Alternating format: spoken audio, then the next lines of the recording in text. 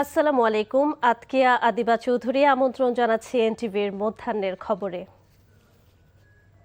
বহুল আলোচিত নির্দলীয় তত্ত্বাবধায়ক সরকার ব্যবস্থা বিলোপ সহ ৫৪টি বিষয় পরিবর্তন করে আনা সংবিধানের পঞ্চদশ সংশোধনীর আংশিক বাতিল করে হাইকোর্টের দেয়া রায় বহাল রেখেছে আপিল বিভাগ। আজ প্রধান বিচারপতির নেতৃত্বাধীন ৪ সদস্যের আপিল বেঞ্চ হাইকোর্টের রায়ের বিরুদ্ধে করা আপিল খারিজ করে দিয়ে এই রায় দেন। এর ফলে তত্ত্বাবধায়ক সরকার ব্যবস্থা ও গণভোটের বিধান পুনর্বহাল রইল। রিপোর্ট করছেন হাসান জাবেদ।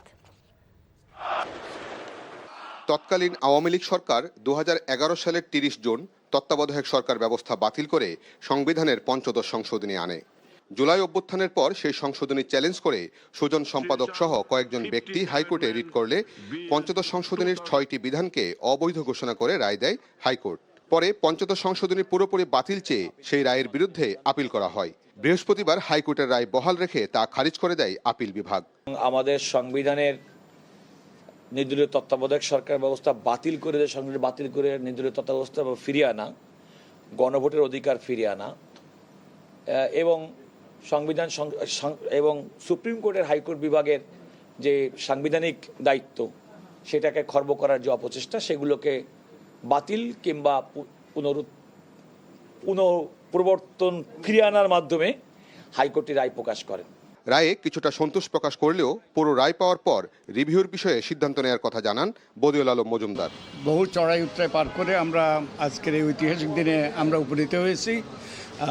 আমরা পুরোপুরি যেগুলো চেয়েছিলাম পুরোপুরি সেগুলো না পেলেও অনেকগুলো গুরুত্বপূর্ণ বিষয়ে যে রায় হাইকোর্ট দিয়েছে সেটা বহাল রেখেছে, সেটা ইতিবাচক। তবে রায়কে ইতিবাচক মনে করছেন জামাতের আইনজীবী শিশির মনির। এই রায়ের ফলে সংসদের দায়িত্ব আরও বেড়ে গেল বলে মনে করেন তিনি। আপিল ডিসমিস হওয়ার মানে হলো হাইকোর্ট ডিভিশনের জাজমেন্টটা বহাল আছে। হাইকোর্ট ডিভিশনের জাজমেন্টের পূর্ণাঙ্গ কপি আমাদের কাছে আছে। সুতরাং আইন মন্ত্রণালয় বলেই আর সংসদের সামনে নতুন করে আপিলের ডিভিশনের জাজমেন্ট থেকে দেখার কিছু থাকবে না। ডিসমিস না হয়ে যদি অবজারভেশন হতো, ডিসপোজড অফ হতো, তাহলে অপেক্ষা করতে হতো। এইখানে অপেক্ষা করার কোনো দরকার আছে বলে আমি ব্যক্তিগতভাবে মনে করি। আপিল বিভাগের রায়ের ফলে সংবিধানের মৌলিক ভিত্তি নির্দলীয় তত্ত্বাবধায়ক সরকার ব্যবস্থা ফিরে এলো, একই সাথে গণভোটের বিধানও পুনর্বহাল হলো। হাসান জাবেদ, এনটিভি নিউজ, ঢাকা। দেশকে সবুজ বসতি হিসেবে গড়ে তোলা হবে বলে জানিয়েছেন প্রধানমন্ত্রী তারেক রহমান। সকালে রাজধানীর চীন মৈত্রী সম্মেলন কেন্দ্রে বৃক্ষরোপণ অভিযান ও জাতীয় বৃক্ষ মেলা উদ্বোধন অনুষ্ঠানে তিনি কথা বলেন। সবুজায়নে সরকারের নানা উদ্যোগের কথা জানিয়ে প্রধানমন্ত্রী বলেন ২৫ কোটি গাছ লাগানো হবে। দেশীয় প্রজাতির গাছ লাগানোর বিষয়ে অগ্রাধিকার দেওয়ার কথাও জানান প্রধানমন্ত্রী। শুধু বনায়ন নয়, পশু পাখির জন্য নিরাপদ আবাসস্থল গড়ে তোলার হবে বলেও জানান তারেক রহমান। সবাই চেষ্টা করলে পরিবেশের বর্তমান অবস্থার পরিবর্তন সম্ভব বলে মনে করেন প্রধানমন্ত্রী তারেক রহমান। বিভিন্ন ক্যাটাগরিতে ২১ জনকে বৃক্ষরোপণ জাতীয় পুরস্কার ও পরিবেশ পদক প্রদান করা হয়। নতুন করে ২৫ কোটি গাছ রোপণের কর্মসূচি নিয়েছি। ইচ্ছে মতন যদি আমরা গাছ রোপণ করি তাহলে কিন্তু এই লক্ষ্যটা সফল হবে না। আমি ব্যক্তিগতভাবে যেটা বিশ্বাস করি যে কোন পরিবেশে, কোন মাটিতে, কি ধরনের আবহাওয়ায় কোন প্রজাতির গাছ রোপণ করা প্রয়োজন, এটি সম্পর্কেও কম বেশি আমাদের একটি ধারণা থাকতে হবে এবং সেই বিষয়টিকে প্রাধান্য দিয়েই গাছগুলোকে আমাদের রোপণ করতে হবে। এবং একই সাথে নতুন বৃক্ষরোপণের ক্ষেত্রে দেশীয় প্রজাতির গাছ যেমন ঔষধি, অর্কিড, বাঁশজাতীয়, বনজ, ফলদ, অর্থকরী বা বিপন্ন প্রজাতির গাছ, এইগুলোকে রোপণ করা বোধহয় খুবই দরকার। সরকারের না এই উদ্যোগগুলো যদি আমরা সফলভাবে বাস্তবায়ন করতে পারি তাহলে অবশ্যই বর্তমান এবং ভবিষ্যৎ প্রজন্মের জন্য আমরা একটি নিরাপদ, স্বাস্থ্যকর এবং সবুজ বাংলাদেশ গঠন করতে ইনশাআল্লাহ সক্ষম হব। ভারী বর্ষণে পাহাড় ধসে বান্দরবানের লামা উপজেলায় শিশুসহ ২ পরিবারের ৫ জন এবং কক্সবাজারের চকরিয়ায় ২ জন মারা গেছে। স্থানীয়রা জানায় টানা বৃষ্টিতে ভোর রাতে বান্দরবানের লামা উপজেলার আজিজনগর ইউনিয়নের পাগলাছড়া এলাকায় পাহাড়ের মাটি নরম হয়ে ধসে একই পরিবারের ৩ জন নিহত হয়। এছাড়াও একই এলাকার পাহাড় ধসে বসতঘরের উপর পড়ে স্বামী স্ত্রী সহ 2 জন মারা যান। এদিকে টানা বৃষ্টিতে লামা সহ বিভিন্ন এলাকায় পাহাড় ধসের ঝুঁকি বেড়েছে। নতুন নতুন এলাকা প্লাবিত হওয়ায় জনজীবন এবং সড়ক যোগাযোগও ব্যাহত হচ্ছে। অপরদিকে ভোরে কক্সবাজারের চকরিয়া উপজেলায় একটি বাড়ির উপর পাহাড় ধসে মাটি চাপা পড়ে মারা যায় 2 জন, আহত হয়েছে 1 জন। ভারী বৃষ্টিতে পেকুয়া উপজেলার মেহেরনামা এলাকায় বন্যা নিয়ন্ত্রণ বাঁধ ভেঙে মাতামুহুরী নদীর পানি বৃদ্ধি পেয়েছে, তলিয়ে গেছে কয়েকটি গ্রাম। এদিকে চট্টগ্রামে ভারী বৃষ্টিতে নগরের অধিকাংশ নিচু এলাকায় জলাবদ্ধতায় স্থবির হয়ে আছে জনজীবন। দুর্যোগপূর্ণ আবহাওয়ায় চট্টগ্রামের বিভিন্ন স্কুলের অর্ধবার্ষিকী পরীক্ষা স্থগিত করা হয়েছে। পাহাড় ধসের খবর জানতে এখন যাচ্ছি কক্সবাজারে। সেখানে আছেন আমাদের স্টাফ করেসপন্ডেন্ট ইকরাম চৌধুরী টিপু। টিপু, কক্সবাজারে তো আজও পাহাড় ধসে মৃত্যু হয়েছে, নিম্নাঞ্চলের কি অবস্থা? হ্যাঁ আদিবা, আপনি খবরে যেমনটি বলেছেন যে পাহাড় ধস কক্সবাজারের চকরিয়া উপজেলার মসনিয়া কাটা গ্রামে আজকে ভোররাতে 2 জনের মৃত্যু হয়েছে এবং আহত হয়েছে 1 জন। আসলে গত কয়েকদিন থেকে টানা বর্ষণ জনিত কারণেই পাহাড়ের মাটি একদম নরম হয়ে গেছে। এই কারণেই পাহাড় ধসের একটা সংখ্যা বেড়েই চলছে এবং পাহাড় ধসের আক্রান্ত হচ্ছে মানুষজন। গত 4 দিনেই পাহাড় ধসে কক্সবাজারের রোহিঙ্গা ক্যাম্প সহ বিভিন্ন গ্রামে প্রায় 20 জনের মতো মারা গেছে। তো আজকে সকালেই মসনিয়া কাটা গ্রামে পাহাড়ের পাদদেশে একটি বাড়িতে পাহাড়ে একখণ্ড মাটি এসে পড়ে।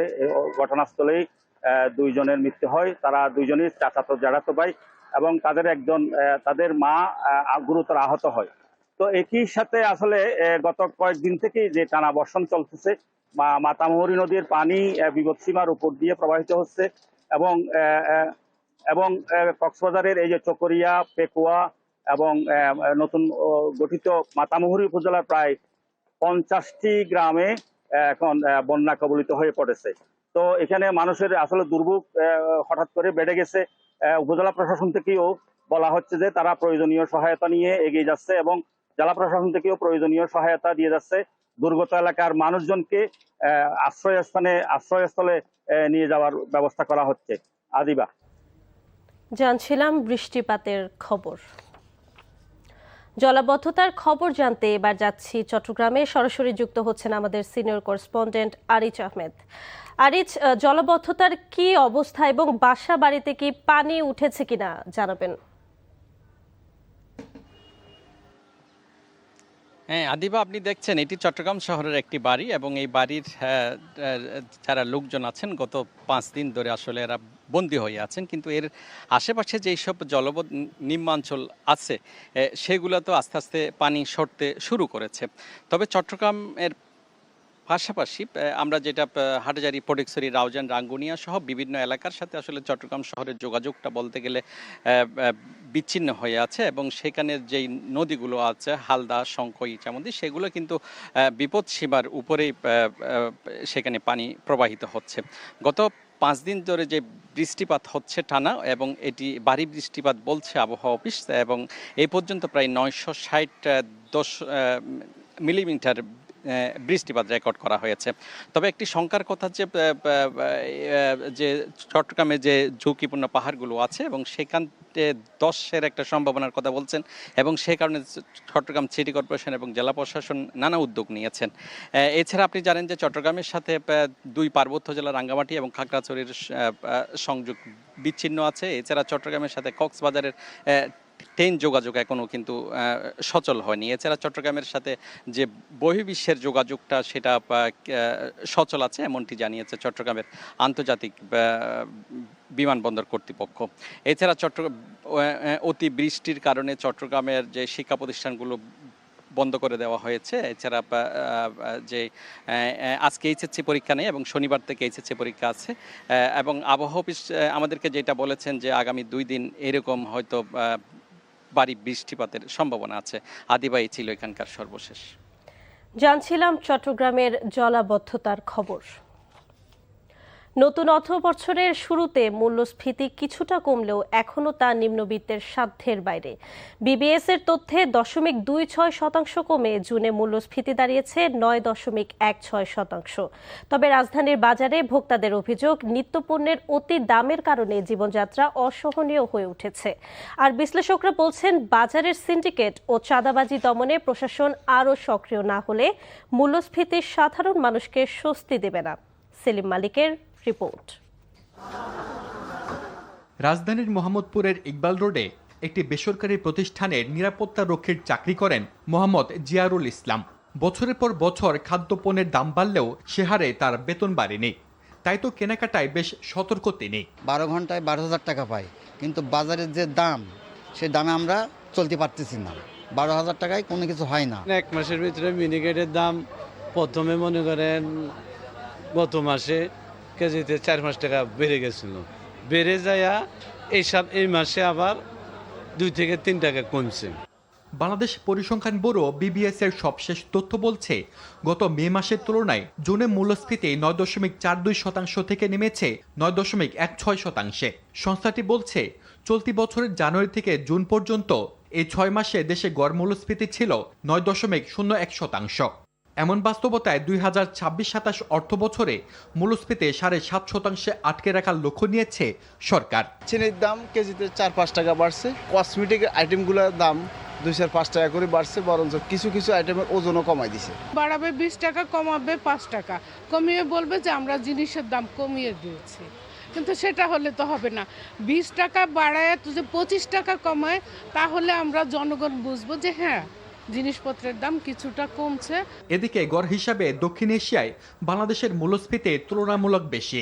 পরিসংখ্যান বলছে, জানুয়ারি থেকে মে পর্যন্ত ভারতে গড় মূল্যস্ফীতি 3.35%। শ্রীলঙ্কার প্রকাশ করা 4 মাসের মূল্যস্ফীতি 3.68%। নেপালের 3 মাসে 4.38%। এছাড়া গত 6 মাসে পাকিস্তানের মূল্যস্ফীতি দাঁড়িয়েছে 8.94%, যেখানে বাংলাদেশের 9.01%। মিডল ইনকামের যারা আছে, তারা যেটা তাদের ইনকাম, বিশেষ করে যারা জব করে বিভিন্ন জায়গায়, তো ইনকাম তো বাড়েনি, ফিক্সড ইনকাম। তো সেখানে কিন্তু তাদের ওই ফিক্সড ইনকামের যে 2 বছর আগে তার যে খরচ, যে প্রাত্যহিক জীবন চালানোর জন্য যে খরচ, সেই তো 40 থেকে 50% অ্যাকচুয়ালি বেড়ে গেছে। আপনার সেই জায়গাটায় তো তার বেতন তো বাড়েনি, তো এটা অবশ্যই সেখানে ইম্প্যাক্ট পড়েছে। বিশ্লেষকরা বলছেন, দেশের বাজারে নিত্যপণ্যের অতিমূল্য কমিয়ে সাধারণ মানুষকে স্বস্তি দিতে সরকারকে নিতে হবে সমন্বিত উদ্যোগ। কোনোভাবেই যেন দৃশ্যমান অদৃশ্য কোনো ধরনের সিন্ডিকেট যেন না থাকে, এটা কঠোর হাতে নিয়ন্ত্রণ করতে হবে। বাজার নিয়ন্ত্রণ নয়, বরং সিন্ডিকেটকে নিয়ন্ত্রণ। আর দ্বিতীয় হলো যে সাপ্লাই চেনের ভিতরে কোনো রকমের আর্টিফিশিয়াল ব্যারিয়ার থাকা যাবে না। এই পুরো সিস্টেমের মধ্যে যেন কোনো ধরনের চাঁদাবাজি না থাকে, বা কোথাও যে ট্রাক থামিয়ে তো সেখানে যে উৎকোচ আদায়, সেটা হয়তো রাজনৈতিকভাবেও যেমন সহ্য করা যাবে না, একই সঙ্গে যদি আইন শৃঙ্খলা বাহিনী অবৈধভাবে কাজ করে, তো সেটাও যেন কোনোভাবে সহ্য করা না হয়। খাদ্য উৎপাদন বৃদ্ধির পাশাপাশি আগাম মজুত বাড়াতে সরকারকে তৎপর হওয়ার তাগিদ দিলেন বিশ্লেষকরা। সেলিম মালিক, এনটিভি নিউজ, ঢাকা। এই ছিল মধ্যাহ্নের খবরে। এই খবরের ভিডিও সহ আপডেট জানতে ভিজিট করুন এনটিভি অনলাইন www.ntvbd.com। এছাড়াও এনটিভির জনপ্রিয় সব অনুষ্ঠান ও খবরের আপডেট জানতে ভিজিট করুন আমাদের ইউটিউব ও ভেরিফাইড ফেসবুক পেজ। 2টায় দুপুরের খবর দেখার আমন্ত্রণ রইল। ধন্যবাদ সবাইকে।